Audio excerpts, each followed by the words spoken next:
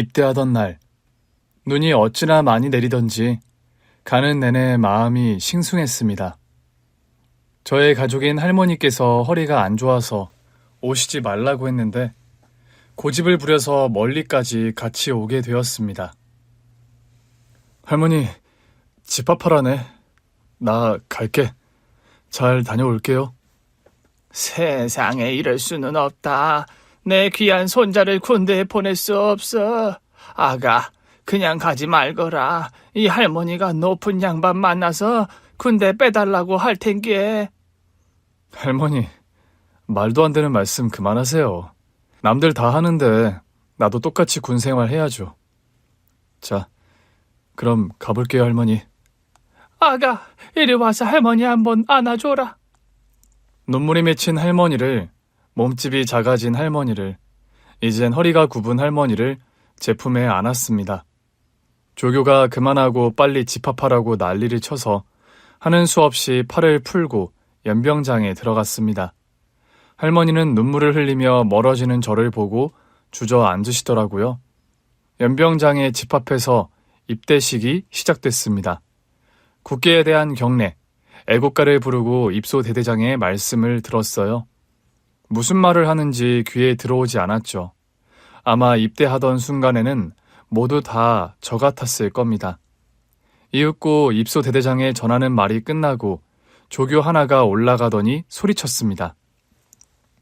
훈련병들, 지금 당장 가족들한테 달려가서 인사하고 옵니다. 시간은 1분입니다. 빨리빨리 움직입니다. 그 말을 듣고 얼른 할머니가 있는 방향으로 달려갔습니다.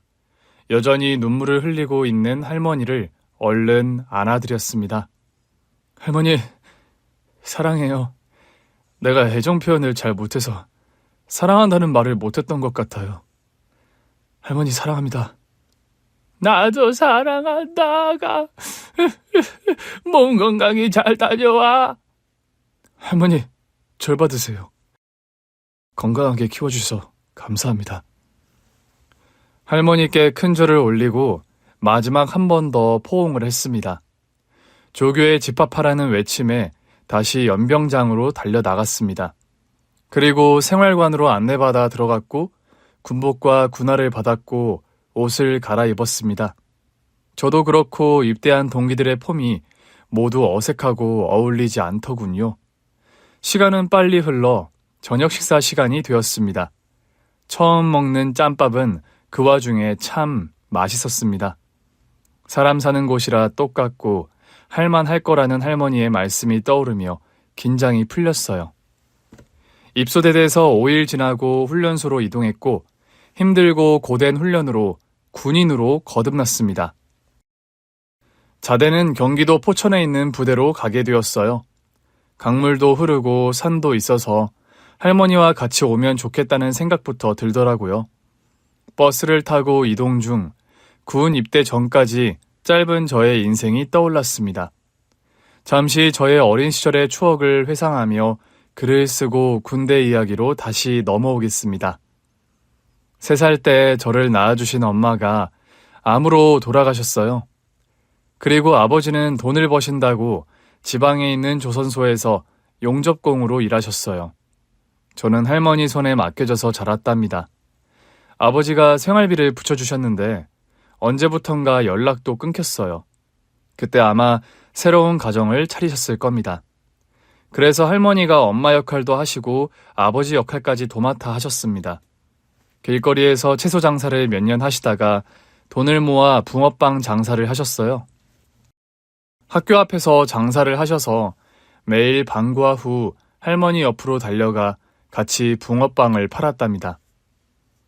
자, 줄 서. 우리 할머니가 만든 붕어빵은 다른 곳과 맛이 달라. 팥도 훨씬 많이 들어가고 반죽도 특급 레시피로 만들어서 아주 쫀득하다고. 상태야, 할머니도 이거 배워서 하는 거야. 특별한 레시피가 아니라고. 할머니, 원래 장사는 이렇게 하는 거예요. 할머니는 붕어빵 만드는 데만 신경 쓰세요. 봉투에 담고 돈 거슬러 주는 건 내가 할 테니까요. 아가, 놀이터 가서 놀아. 괜히 힘들게 일하지 말고. 이게 노는 거예요, 할머니. 난 할머니 옆에 있을 때가 최고로 좋다고요. 제가 의지할 사람은 할머니가 유일했고 저 때문에 고생하시는 걸 알고 있으니 어떻게든 할머니께 잘 보이려고 노력했던 것 같습니다. 초등학교 시절에는 그럭저럭 재밌게 자랐어요. 공부도 허투루 하지 않아서 잘하는 편에 속했답니다.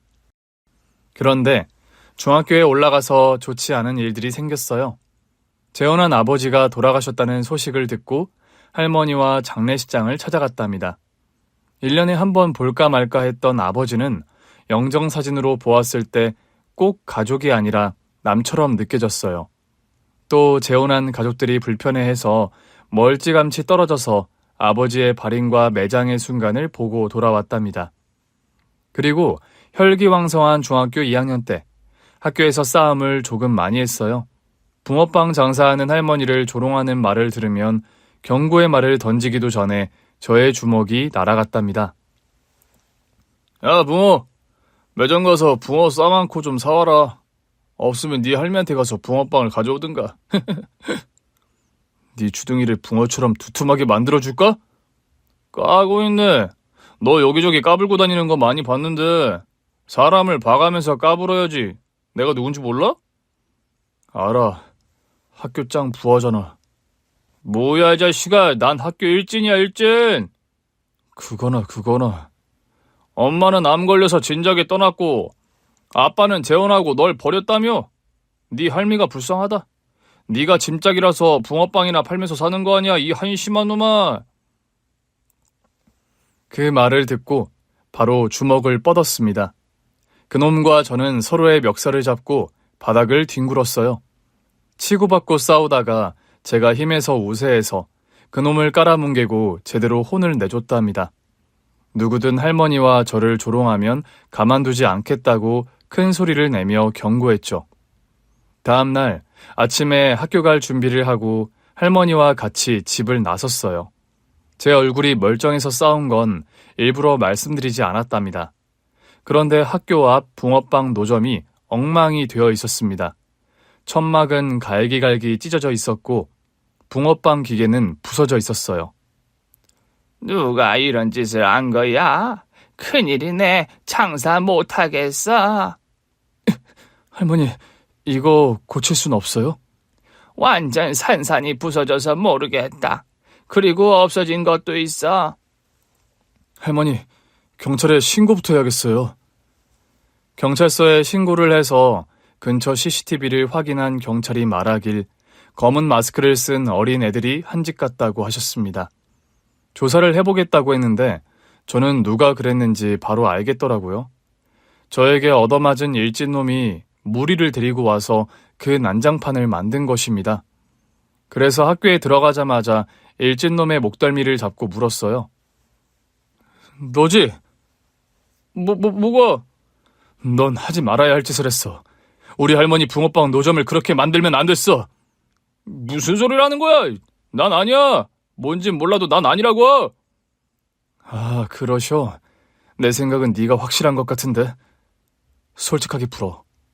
또 주먹이 날아가서 일진 녀석을 흠씬 두들겨 주었습니다. 심하게 때리다 보니 교실 아이가 선생님을 불러왔고 교무실로 끌려갔어요. 얻어맞은 일진놈의 얼굴이 만신창이가 되어 저는 할머니를, 그놈은 부모님을 불렀답니다. 그놈이 무리를 데리고 와서 붕어빵 노점을 박살낸 것이 맞다고 불었어요. 그런데 잘못은 저에게 더 많다며 선생님들이 저를 나무라고 하더군요. 저희 생계를 박살낸 것은 별일이 아니라는 것처럼 말이죠. 저 자식이 먼저 우리 할머니 붕어빵 노점을 박살냈다고요. 그래서 화가 나서 혼내준 거란 말이에요.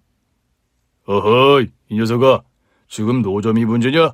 사람 얼굴을 이렇게 만들고 그깟 노점 타령이나 할 때야? 그리고 노점을 그렇게 만들었으면 보상을 받으면 그만이지만 영철이를 그렇게 심하게 때린 건 평생 상처로 남는다고? 네가 100번 잘못했으니까 사과부터 해. 싫어요. 잘못은 저 자식이 먼저 했다고요. 선생님은 왜 저놈 편만 들어요? 이놈이? 야, 김상태. 부모님 없이 할머니랑 산다고 널 얼마나 많이 봐준 줄 알아? 너 전에도 여러 애들이랑 싸우고 다녔잖아. 네가 이렇게 무식하게 나올수록 네 할머니가 욕을 먹는 거야. 게다가 불법 노점을 박살낸 거라 영철이는 책임질 필요도 없어. 뭐라고요? 이게 무슨 선생님이야? 선생님, 돈이라도 받아먹었어요? 아니면 할머니랑 나랑 둘이 산다고 우습게 보는 거예요?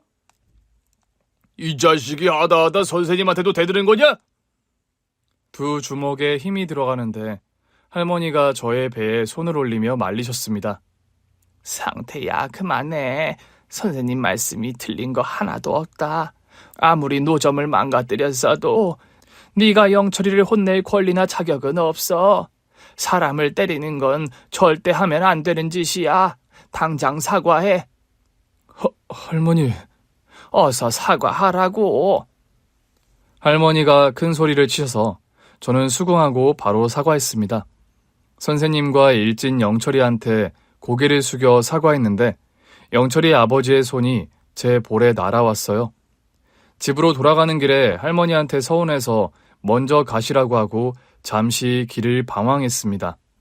앞으로 어떻게 살아가야 하나 걱정이 들기도 했고 할머니를 고생 안 시키고 욕먹지 않게 하려면 내가 행동거지를 바르게 해야 한다고 떠올리기도 했답니다. 일진 영철이의 부모님이 저를 퇴학시키라고 강하게 나와서 며칠 뒤 학교에서 잘렸어요. 저의 잘못으로 이렇게까지 되니 할머니께 면목이 없었습니다. 저와 할머니는 새로 시작하는 마음으로 시골로 이사했어요. 집값이 싸서 월세가 아닌 자가로 2칸짜리 집을 마련했는데 할머니의 일자리가 근처에 붙어있는 곳이었답니다. 할머니는 과수원에서 일하셨고 저는 검정고시를 준비하면서 이웃집 아저씨가 운영하는 비닐 공장에서 알바를 했답니다. 시골에는 아무도 부모 없다고 욕하는 사람이 없었고 할머니와 저를 조롱하는 사람이 없어서 마음은 쾌적했어요. 학교를 안 다니니 문제가 없어서 제가 정신 차리고 공부도 하고 일도 열심히 하며 성실하게 컸답니다. 검정고시로 고등학교까지 졸업하고 나서 할머니가 대학도 갔으면 좋겠다고 하셨는데 저는 비닐 공장에서 정규직으로 일하기로 마음먹었어요. 아저씨가 월급도 많이 주겠다고 하고 기술도 가르쳐준다고 하셔서 그 일을 하기로 했답니다. 2년의 시간이 더 흐르고 제 나이가 21살이 되었을 때 끔찍한 우편물을 받았어요. 입영 통지서였습니다. 부모님이 계시지 않아 면제인 줄 알았는데 병무청에 전화를 했더니 현역 대상이 맞다고 하더군요. 할머니가 소득이 있고 집도 있으니 입대 대상자가 맞다고 했어요. 그래서 어떻게 하겠어요? 할머니를 두고 군대에 가야만 했죠. 그래서 입대를 하게 되었고 훈련을 받고 자대로 가는 버스를 타게 되었습니다. 지금부터 다시 군대로 간 저의 이야기를 이어가겠습니다. 포천에 있는 포병사단에 들어가게 되었는데 경치 하나는 끝내주더군요. 그런데 군 선임들은 끝내주게 무서웠습니다. 신병, 이병 김상태. 몇 살이냐? 21살입니다. 그래? 나 22살이니까 형이라고 불러봐. 내 이름이 서강준이니까 강준이 형 해봐. 아닙니다. 요즘 신병들은 왜 이렇게 시키는 대로 안 하는 걸까? 재미가 없네. 야, 누나나 여동생 있냐? 없습니다. 여자친구는? 없습니다. 짜증나네. 김상태, 눈 감아봐. 앞에 뭐가 보이냐? 아무것도 안 보입니다. 그게 바로 너의 군 생활이다. 아무것도 안 보인다. 시키는 대로만 하고 나대지 말고 선임들 말 잘 들어라. 알겠나? 이병 김상태. 예, 알겠습니다. 저를 교육하는 선임은 상병이었고 12개월 차이 나는 아버지 군번이었습니다. 자대 배치 처음 받은 첫날 부대 간부들과 선임들의 관등 성명을 다 외웠고 10대 군가와 규칙들을 암기했어요. 어쭈, 김상태 좀 하네. 시킨 거 다 외웠네. 그럼 전투화 닦는 거 알려줄게. 전투화 닦을 줄 압니다. 이 자식이 선임이 말하는데 말을 끊어? 전투화는 누구나 닦을 줄 알지. 그런데 네가 누구누구의 전투화를 닦아야 하는지 알려주겠다는 거야. 말년 병장이랑 분대장님 그리고 내 것까지 닦아라. 아침 기상시간 전에 닦아놓고 밤에 점호하기 전에 닦아. 하루 2번이다. 이것이 바로 부조리의 시작이었습니다. 저는 따지지 않고 무조건 예, 알겠습니다 하고 대답하고 시키는 대로 했답니다. 이등병 때는 정신이 하나도 없었고 시간도 엄청 안 가더라고요. 100일 휴가가 오기만을 손꼽아 기다렸는데 그날이 100년 만에 온 것 같은 기분이었습니다. 김상태, 내일 100일 휴가 나가나? 예, 그렇습니다. 그럼 이거 받아라. 선임병이 돈을 주길래 거절했습니다. 아, 괜찮습니다, 서강준 상병님. 뭐가? 누가 너 쓰라고 준대? 가서 맥심 사와. 커피 맥심 말고 잡지 맥심. 뭔지 알지? 맥심 잡지는 군인들이 즐겨보는 잡지였는데 주로 한국의 유명 연예인이나 모델의 비키니 사진이나 매력 발산하는 사진이 가득한 잡지였습니다. 저는 머쓱하며 돈을 받았고 100일 휴가를 나가게 되었어요. 당장 할머니가 계신 집으로 갔더니 계시지 않았어요. 과수원에 갔더니 거기에도 없었죠. 어르신, 저희 할머니 과수원에 안 오셨어요? 아, 너희 할머니 병원에 계시다. 병원이요? 들어보니 할머니가 몸이 아파서 입원을 하셨다고 합니다. 바로 달려갔더니 얼굴이 반쪽이 되셨더라고요. 할머니! 상태? 아가, 너 휴가 나온 거야? 그런데 왜 전화를 안 했어? 할머니 놀라게 해드리려고요. 지금 그게 중요한 게 아니고요. 할머니 어디가 아프신 거예요? 폐장에 조금 문제가 있다고 해서 수술했어. 염증이 있다고 해서. 그렇게 심한 거예요? 할머니, 그래서 어떻게 해야 한대요? 이제 다 나았어. 간단한 수술이었다. 저는 흥분해서 사지가 떨리는데 할머니는 별거 아니라는 식으로 말씀하셨습니다. 의사 선생님이 오셔서 괜찮다고 말씀을 해주셔서 그제야 안심했답니다. 아가, 할머니가 이렇게 누워만 있어서 어떡하니?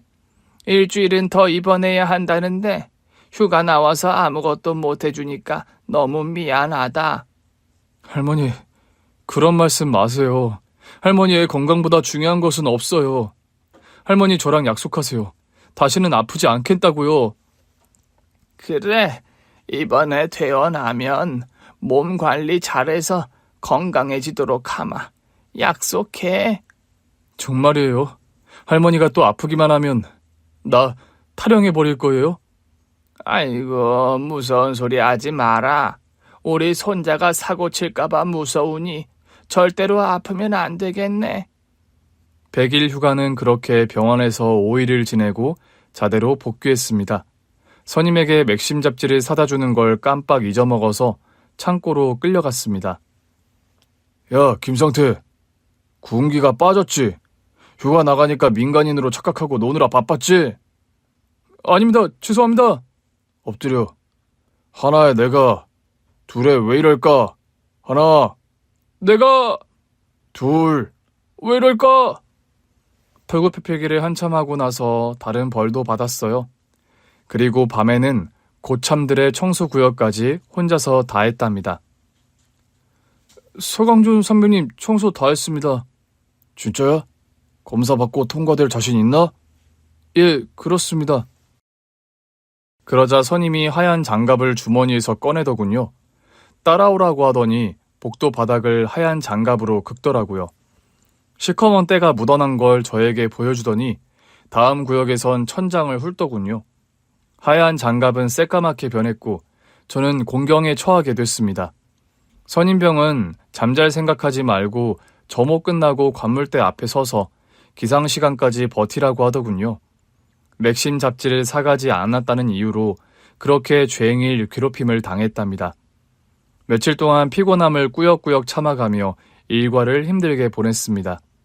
그런데 그것보다 더 힘든 일이 저에게 찾아왔어요. 과수원 사장님이 군부대로 전화를 해서 지휘통제실로 내려갔습니다. 통신보안 이병 김상태입니다. 상태군. 나야, 나 과수원 주인. 네, 어르신. 안녕하세요. 어쩐 일로 전화를 다 주셨어요? 자네 할머니가 병원에 입원하셨네. 많이 아프셔서 알려야 할 것 같아서 말이야. 듣자 하니 위암이라고 하네. 뭐라고요?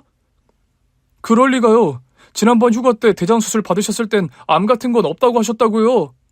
나도 그런 줄 알았지. 여하튼 지금 위암 때문에 입원해서 항암 치료를 받고 계셔. 곧 수술도 받을 거라고 하더라. 할머니가 암이라는 말에 눈물이 나올 것만 같았는데 이를 악물고 참았습니다. 그리고 분대장님을 찾아가서 휴가에 대해 물었습니다. 분대장님, 성균 병장님, 질문 있습니다. 오, 뭐냐? 일병 정기휴가를 미리 쓸 수 있습니까? 뭐야, 이 자식 빠져가지고 벌써 휴가를 쓰겠다는 거야? 할머니가 아프다는 이야기는 하고 싶지 않았습니다. 그게 아니라 사정이 있습니다. 꼭 나가야 하는 이유가 있어서 휴가가 필요합니다. 뭐, 그렇게 휴가가 나가고 싶으면 포상휴가를 받으면 될 거 아니야. 포상휴가 말입니까? 그건 어떻게 받는 겁니까? 내가 그런 것까지 알려줘야 해? 아닙니다. 제가 알아서 알아보고 포상휴가를 받도록 해보겠습니다. 당장 휴가 나갈 수 없으니 분대장님의 말씀대로 포상휴가를 노려야만 했어요. 그래서 포상휴가를 어떻게 받는지 귀를 열고 눈을 크게 뜨고 알아보았습니다.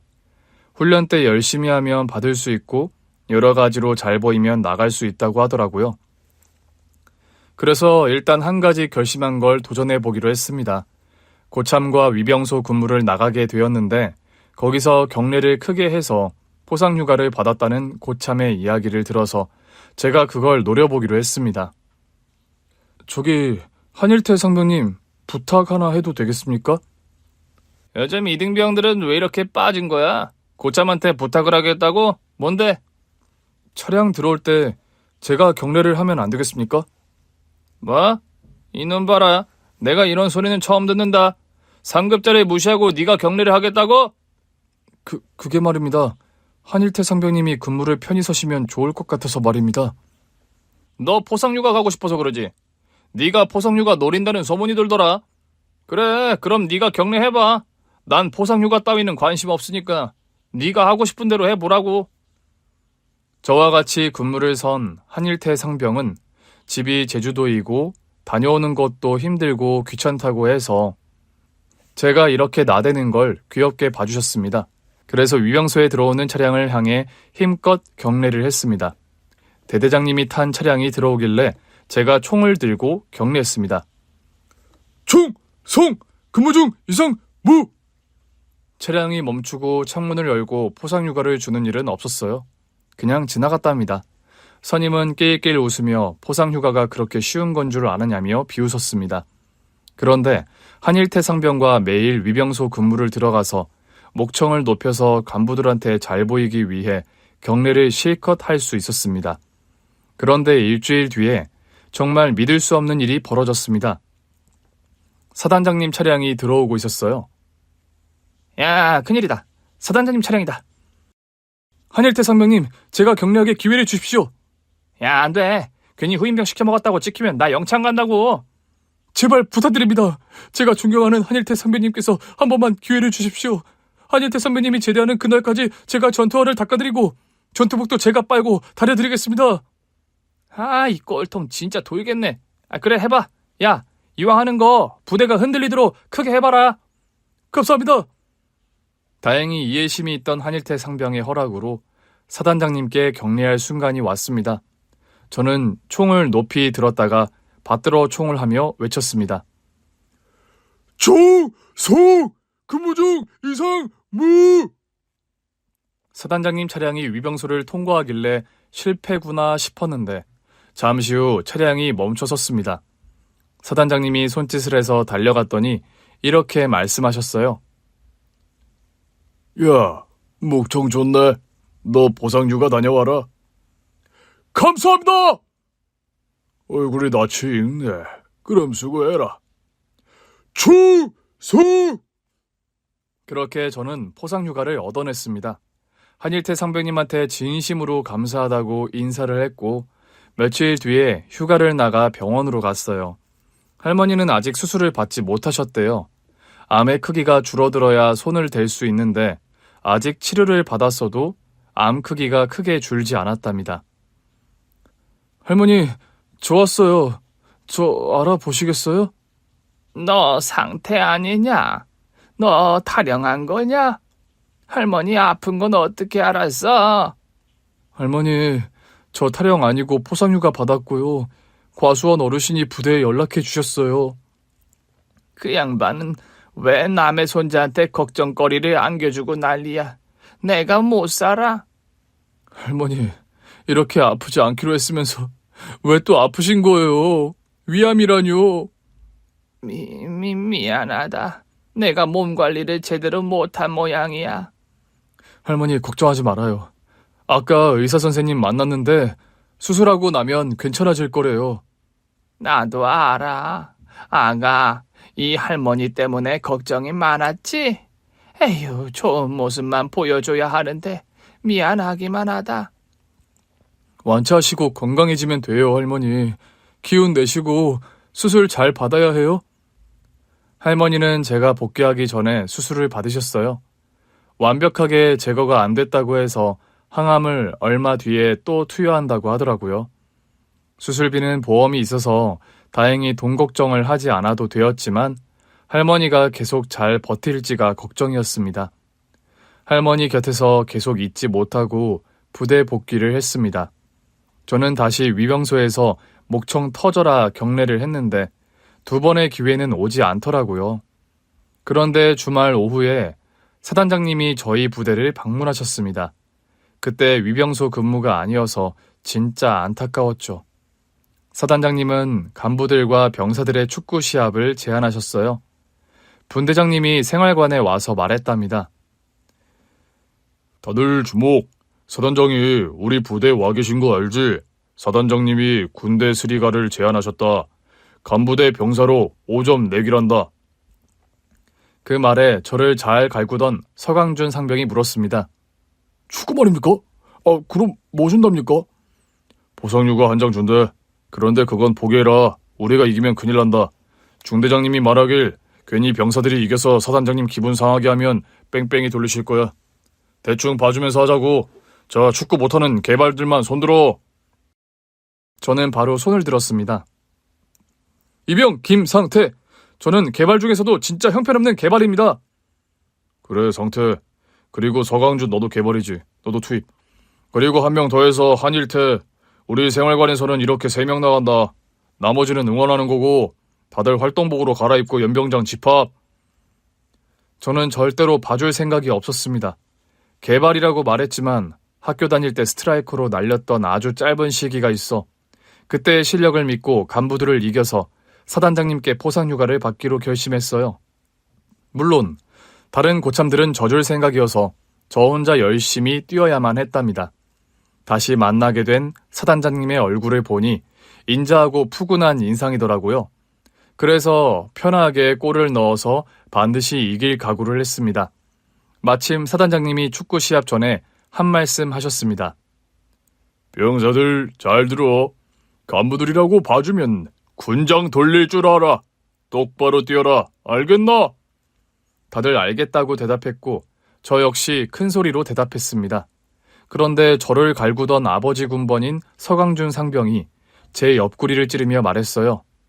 야, 김상태, 너 나대지 마라. 공 오면 피해라. 예, 알겠습니다. 대답은 알겠다고 했으나 저는 할머니를 만나기 위해 최선을 다해 뛰었어요. 그동안 군 생활을 하면서 체력이 더 늘어나 깃털처럼 몸이 가벼웠습니다. 전반전에 간부들이 선점해서 3대 0이 되었어요. 후반전이 시작되었고 축구의 감을 제대로 잡은 저는 대충 뛰는 선임들에게 패스하지 않고 혼자 미친 듯이 질주를 해서 2골을 넣었습니다. 야, 김상태, 내가 말했지. 나대지 말라고. 너 개발이라며. 왜 골을 넣고 난리야. 죄송합니다. 이제부터는 골을 넣지 않겠습니다. 하지만 저는 3번째 골도 넣었고 4번째 골은 사단장님과 몸싸움까지 하며 넣었어요. 다들 헉소리를 내면서 사단장님께 괜찮냐고 물었어요. 저는 눈치가 보이고 경기가 끝나면 끝장날 걸 알았지만 인내하고 다시 볼을 잡았습니다. 5번째 골은 제가 마무리했어요. 오버헤드킥으로 멋지게 골을 넣자 기뻐하는 사람은 저 하나뿐이었습니다. 아싸, 이겼다! 포상휴가다, 포상휴가! 저희 팀 병사들은 당장 울 것 같은 표정을 지었고 서관중 상병은 저를 잡아먹을 표정을 지었어요. 간부들은 하나같이 저를 배신자로 쳐다보더군요. 그런데 사단장님이 허허 웃으며 말씀하셔서 금세 분위기가 풀렸어요. 다들 왜 이러나? 병사들이 잘해서 이겼으니 인정하고 축하해줘야지. 다들 박수! 그리고 혼자 5골을 넣은 이등병. 전의 이름이 뭔가? 이병 박상태입니다. 오, 그때 그 친구구만. 위병소에서 씩씩한 목소리로 격려해서 내가 보상휴가를 줬었지. 맞습니다. 아주 군대가 체질인 친구구만. 그래, 이번 보상휴가는 5골을 넣은 자네가 강해. 이만 군대스리가 끝이다. 다들 밥 먹으러 가세. 저는 신나서 생활관으로 돌아갔습니다. 그런데 서강준 상병이 저를 잡더니 따라오라고 하더군요. 이제 엄청 혼나는구나 싶었는데 한일태 상병이 말려줬어요. 강준아, 상태 건들지 마라. 한일태 선배님, 이 자식이 오늘 무슨 짓 한지 보셨지 않습니까? 그래, 축구 시합을 열심히 뛰었지. 나도 이등병 때 저랬다. 건들지 마라. 김상태, 너 운 좋은 줄 알아. 나중에 보자. 나중에 무슨 일이 벌어질지 전혀 걱정하지 않고 바로 휴가를 준비하고 나갔습니다. 할머니는 또 휴가를 나온 저를 보고 너무 놀라서 입을 크게 벌리셨는데 침까지 흘리셨어요. 아가, 너 타령했니? 너 군인 맞아? 무슨 이등병이 휴가를 3번이나 나와? 할머니 보려고 보상휴가 땄어요. 할머니, 몸은 좀 어떠세요? 항암 치료를 더 받아야 한대. 그래도 좋아지고 있으니 곧 완치하겠지. 그나저나 우리 손자가 매번 휴가 나올 때마다 내가 병원에 있는 게 미안하네. 할머니, 저는 할머니가 건강해지기만 하면 더 바랄 것도 없어요. 할머니가 계시니까 휴가를 나오는 거라고요. 우리 아가 고맙다. 다음에 휴가 나오면 그때는 진짜 건강해지도록 하마. 네, 약속하셨어요? 그럼 다음 휴가 때는 꼭 따뜻한 밥 해주세요. 할머니와 5일 동안 붙어서 지냈는데 할머니가 많이 야위어서 가슴이 아팠습니다. 제발 무사히 퇴원해서 건강을 되찾기를 바랐어요. 그리고 다시 부대에 돌아갔을 땐 저를 기다리던 서강준 상병이 바로 밖으로 불렀답니다. 부대 옆 풀숲까지 끌고 가서 제 정강이를 걷어찼습니다. 이병 김상태. 야, 김상태, 진짜 빠져가지고 포상휴가 나가려고 생쇼를 하더라. 위병소에서는 고참 대신 격려를 하질 않나 축구할 때는 아주 날라다니더라. 내가 너 처음 왔을 때 뭐라고 했지? 나대지 말고 시키는 것만 하라고 했습니다. 그래, 그랬지. 그런데 니놈은 제멋대로 날뛰었어. 그러니 혼 좀 나고 군기를 잡아야겠지? 예, 그렇습니다. 어금니 꽉 깨물어라. 선임병에게 두들겨 맞는데 흥분하지 않으려고 참았습니다. 캄캄한 밤에 땀이 범벅이를 하도록 얻어맞고 있었는데 누군가 손전등을 들고 저희 둘을 불렀습니다. 거기 뭐야? 당장 나와! 부대 간부 행보관님이었습니다. 선임병은 큰일 났다는 표정을 지으며 저를 데리고 간부 앞으로 다가갔습니다. 서강준, 김상태, 니들 둘 거기서 뭐 한 거야? 어라, 상태 얼굴 왜 이래? 서강준 너 이 자식! 행복한님, 그게... 선임병이 사실대로 고백하려는데 제가 말어리를 자르고 대답했습니다. 행복관님, 제가 휴가 복귀하고 청소하기 싫어서 풀숲에 짱박혀 있다가 고라니를 보고 놀라 자빠져서 굴렀습니다. 서강준 상병은 저를 찾아오는 길이었습니다. 지금 막 만난 것입니다. 오해하지 말아주십시오. 야, 임마. 누가 봐도 얻어맞은 얼굴인데 어디서 거짓말을 해? 뭐 고라니를 만나서 자빠졌다고? 이게 어디서 거짓말이야? 진짜입니다. 100번을 물으셔도 같은 대답이 나올 것입니다. 서강준 상병은 잘못한 것이 없습니다. 간부님은 저와 선임을 데리고 가서 격리시키고 지독하게 질문을 퍼부었습니다. 서강준 상병은 자백했는데 제가 끝까지 아니라고 잡아뗐습니다. 야, 서강준이 다 불었어. 그러니까 너도 똑바로 말해. 저는 진짜만 말씀드렸습니다. 서강준 상병이 분위기가 무서워서 그렇게 대답한 것 같습니다. 저는 서강준 상병한테 맞지 않았습니다. 아, 이 자식 이거 독종이네. 간부들이 돌아가면서 저에게 진실을 말하라고 했지만 끝까지 입을 다물었습니다. 고라니 때문에 굴렀다고 100번을 말했어요. 그랬더니 다들 포기하고 이 사건을 지나가기로 했답니다. 생활관에 들어갔더니 선임들이 저를 보고 희미한 미소를 보이더군요. 먼저 분대장님이 말씀을 하셨습니다. 야, 상태야, 괜찮냐? 강준이는 내가 알아듣게 혼냈다. 네가 끝까지 안 불어서 넘어가기로 했대. 이어서 한일태 상병이 말했어요. 상태야, 강준이가 잘못한 건 맞지만 네가 강준이 살렸다. 안 그랬으면 이 자식 영창에 들어갔을지도 몰라. 야, 서강준, 고맙다고 한마디 해. 그러자 서강준 상병이 떨리는 목소리로 말했어요. 고맙다. 아닙니다. 저는 할 일을 했을 뿐입니다. 다들 저에게 고맙다고 했고 한일태 상병이 저에게 물을 게 있다고 해서 말을 걸더군요. 야, 상태야, 너 그렇게 포상휴가 따르는 이유가 뭐냐? 여자친구 때문이지? 그게 아닙니다. 단답형으로 대답했더니 다들 궁금한 눈으로 있더라고요. 생각해보니 함께 자고 먹는 전우들한테 비밀을 둬서 뭐하나 싶어 사실대로 말씀드렸어요. 할머니가 위암이십니다. 병원에서 항암 치료 중이십니다. 저는 부모님이 안 계시고 할머니만 계셔서 제가 할머니를 지켜야 합니다. 분대장님만 제가 부모님이 안 계신 걸 알고 있었고 나머지는 몰랐어요. 그리고 할머니가 암이라는 건 처음 밝혔답니다.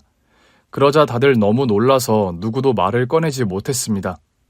이윽고 서강준 상병이 울먹거리며 말했어요. 그럼 너 할머니 때문에 그렇게 포상휴가를 받으려고 했던 거야? 임마, 그럼 진작 말을 하지. 나만 나쁜 놈이 됐잖아. 괜히 말씀드리면 관심병사로 빼두실까 봐서 걱정이었습니다. 관심병사는 휴가도 마음대로 못 쓰지 않습니까? 야, 김상태, 내가 잘못했다. 미안해. 정말 미안해. 김강준 상병은 오열하며 저를 안더라고요. 그리곤 진심으로 사과했습니다. 그리고 다른 선임들도 저를 안아주거나 어깨와 등을 토닥이며 위로해 주었습니다. 그렇게 그날 밤은 큰 위로를 받고 편히 잠들었습니다. 보름 뒤 부대에서 체력 시합이 있었어요. 완전 군장으로 산악구보를 하는 것인데 엄청나게 힘들다고 하더군요. 1등에게 포상휴가가 있다고 해서 저는 희망을 걸고 출발점에 섰습니다. 호각소리와 함께 달리기 시작하는데 다들 속도가 미쳤더라고요. 2등병인 제가 아무리 뛰어봤자 단련된 고참들을 이길 수가 없었습니다. 그런데 제 뒤에서 고참 2명이 군장을 밀어주더군요. 분대장님과 한일태 상병이었습니다. 야, 김상태, 정신 똑바로 차려. 다른 생활관 애들까지 전부 다 해서 100명이야. 여기서 1등만 포상휴가를 받는다. 네가 받아야지 않겠냐? 야, 상태야, 우리가 시키는 대로만 해. 우리가 군장을 살짝 들어주고 붙을 테니까 어깨에 힘 빼고 뛰어. 초반 체력을 아끼라고. 이따 오르막 나오면 거기서 용을 쓰란 말이야. 저는 눈물이 나왔습니다. 분대장님, 한일태 상병님, 감사합니다. 제가 반드시 1등 하겠습니다. 팍팍 밀어주십시오. 고참 둘이 저를 도와주겠다고 뒤에서 군장을 슬쩍 들어주고 밀어주어서 거의 선두 직전까지 왔답니다. 다른 생활관에 터미네이터라는 별명의 고참이 있었는데 너무 빨라서 따라잡기가 어렵겠더라고요. 2명의 고참 덕에 2등까지 되었는데 곧 오르막이 찾아오면서 뒤로 처지기 시작했습니다.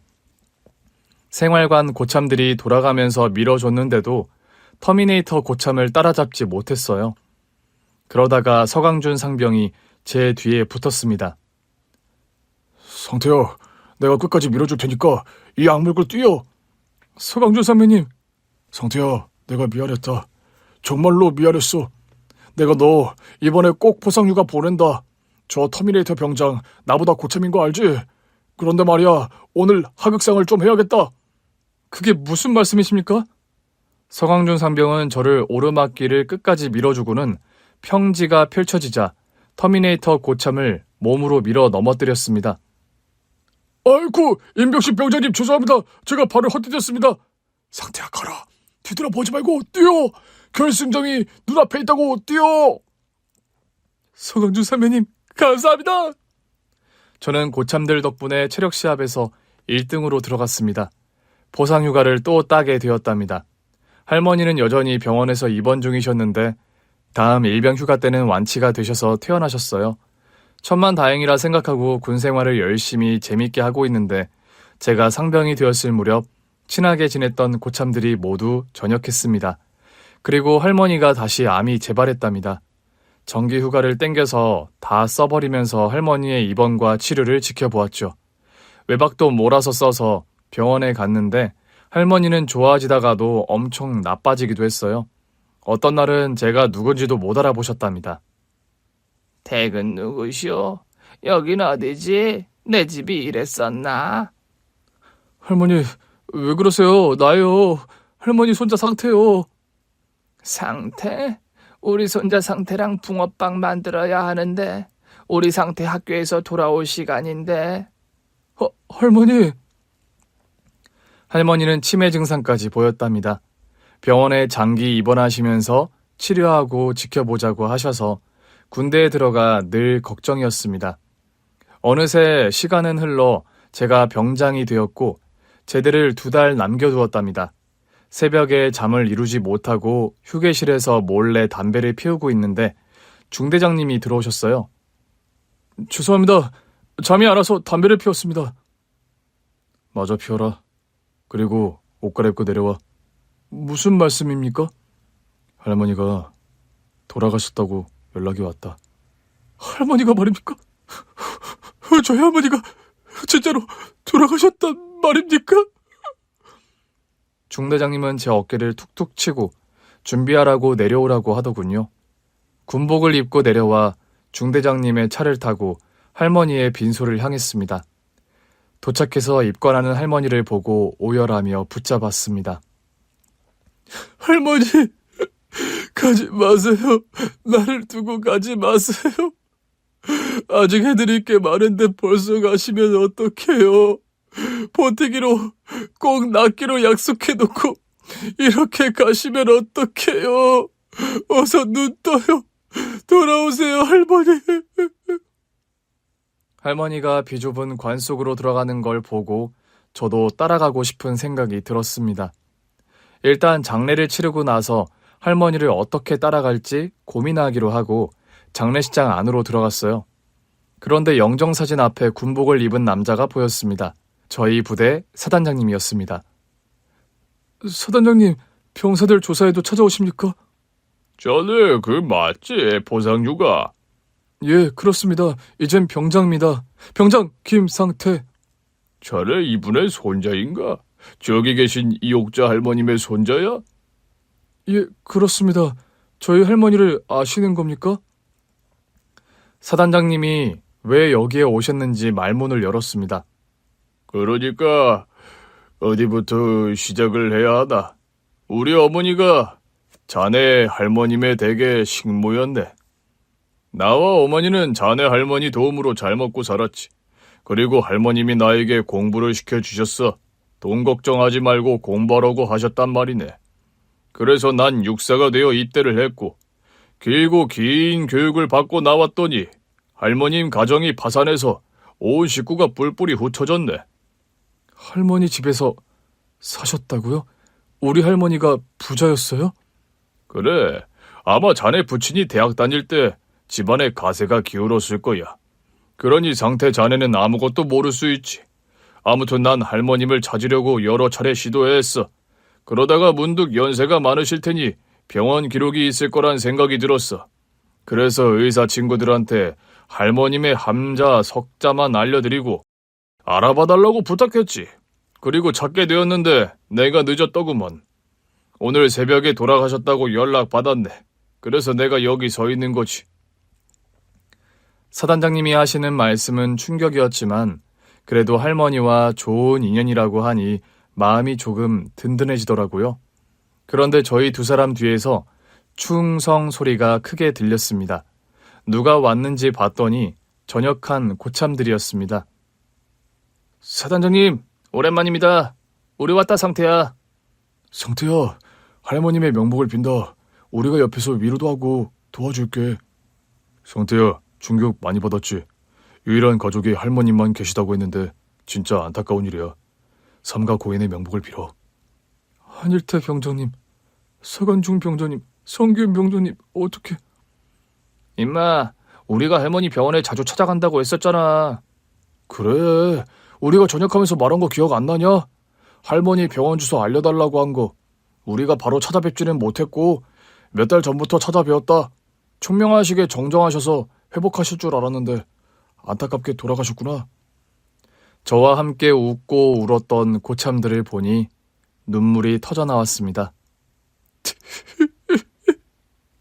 우리 할머니가 외롭게 가시지 않았군요. 저 대신 할머니를 찾아봐 주시고 감사합니다. 일태 형, 강준이 형, 기훈이 형, 고마워요. 그리고 할머니를 잊지 않고 찾아주신 사단장님, 감사합니다. 저는 외롭게 상을 치를 줄 알았는데 여러 전우들이 곁에 있어서 슬픔을 나눌 수 있었고 전우들이 전에 제 등에 힘을 밀어주는 것처럼 저의 영혼에 기운을 넣어주는 것 같았습니다. 할머니의 장례식장에 곧 사단장님의 지인들이 우르르 몰려들었어요. 3스타, 2스타, 1스타, 별을 단 장군들과 여러 군인들이 오셔서 부조도 해주시고 할머니의 명복을 빌며 저를 올려주셨답니다. 어찌나 감사하던지 눈물을 멈추지를 않았어요. 사단장님의 도움으로 땅을 조금 사서 화장이 아닌 매장을 할 수 있었습니다. 저는 할머니를 안을 산소가 있었으면 하는 바람이 커서 부탁을 드렸더니 바로 알아봐 주셨고 좋은 터에 땅을 마련해 주셨답니다. 햇빛이 잘 드는 양지의 땅에 할머니를 눕혀드리고 사단장님이 마지막 가시는 길에 경례를 하자고 하셨습니다. 부대 차렷, 할머니께 경례. 충성 편히십시오. 할머니는 그렇게 떠나셨습니다. 고참들과는 저녁하고 술 한잔 하기로 약속했고 사단장님과 같이 부대에 복귀하기로 해서 사단장님 차에 올랐습니다. 상태야, 나를 이제부터 삼촌이라고 생각해. 난 너희 할머니께 은혜를 입은 까치 같은 사람이니까. 박을 물어다 주마. 과수원 어르신 말을 들어보니 너 공부 좀 한다며. 공부해볼래? 내가 뒤에서 밀어줄게. 아닙니다. 저는 알아서 지내겠습니다. 사양하지 마. 그럼 내가 마음이 편치 않아서 그러니까. 제대하면 공부도 하고 대학도 가. 내가 후원자가 될 거고 삼촌이 될 거다. 알겠냐? 감사합니다. 사단장님이 베풀어 주신다는 말씀에 거절하지 않았습니다. 할머니께 잘 사는 모습을 보여드리고 싶었거든요. 부대에 복귀해 느긋하게 지내다가 제대를 앞두게 되었습니다. 신병으로 들어온 녀석이 낯이 익어서 자세히 봤더니 어릴 적 할머니의 붕어빵 노점을 깨부순 영철이었습니다. 이게 누구야? 영철이? 이병 김영철. 너 나 기억하지? 예, 그렇습니다. 세상 진짜 좁네. 여기서 일진 짓을 하던 김영철을 만날 줄이야. 영철아, 눈 감아봐라. 뭐가 보이냐? 아무것도 안 보입니다. 그게 네 군 생활이다. 빡세게 뺑이 실컷 쳐라. 오랜만에 우연히 군부대에서 만난 영철이를 괴롭히진 않고 그냥 우스갯소리만 해주고 말았어요. 저도 어른이 되어서 그런지 어릴 적 일을 떠올리며 복수하고 싶진 않더라고요. 얼마 뒤에 전역을 하게 되었습니다. 상태야, 전역 축하한다. 이제 군인 떼국물 빨리 벗고 민간인 되어라. 자, 마셔. 상태가 벌써 저녁이라니. 옛날에 사단장님 차보고 충성하고 큰소리 내던 이빙병 놈이 전역을 하다니. 그러고 보면 국방부 시기가 돌아가긴 하나보다. 이 짬도 안 드는 것들아. 분대장인 내가 보았을 때 니들도 똑같았어. 아무튼 오늘 끝까지 가는 거니까 술 먹다가 도망가기 없기다. 다들 잔 들어. 상태의 저녁을 축하하며 건배. 저녁 후 고참들과 행복한 시간을 보내고 사단장님의 지원으로 공부를 시작하게 되었습니다. 그리고 이듬해 대학에 합격해 서울로 올라가게 되었고 학비를 모두 받아가면서 공부했답니다. 생활비까지 다 챙겨주셔서 편하게 공부했어요. 그리고 졸업과 함께 대기업에 취직했어요. 물질적으로 도와준 사단장님과 심적으로 도와준 고참들이 있어서 가능했던 일이죠. 군대에서 이렇게 감사한 인연이 생겨서 저는 참 좋습니다. 요즘 양복을 입고 바삐 살고 있는데 항상 하늘에서 할머니가 지켜보실 거라 생각하며 되도록 착하고 성실하게 살려고 노력하고 있습니다. 그럼 마지막으로 할머니께 경례나 하고 사연을 끝내겠습니다. 충성! 할머니, 하늘은 편하십니까? 사랑합니다. 그리고 보고 싶습니다. 손자 김상태. 인생 이상무. 오늘 준비한 사연은 여기까지입니다. 재미있게 들으셨다면 구독과 좋아요, 알림 설정까지 눌러주세요. 그럼 저는 다음 사연으로 찾아뵐게요. 오늘도 건강하고 행복하세요.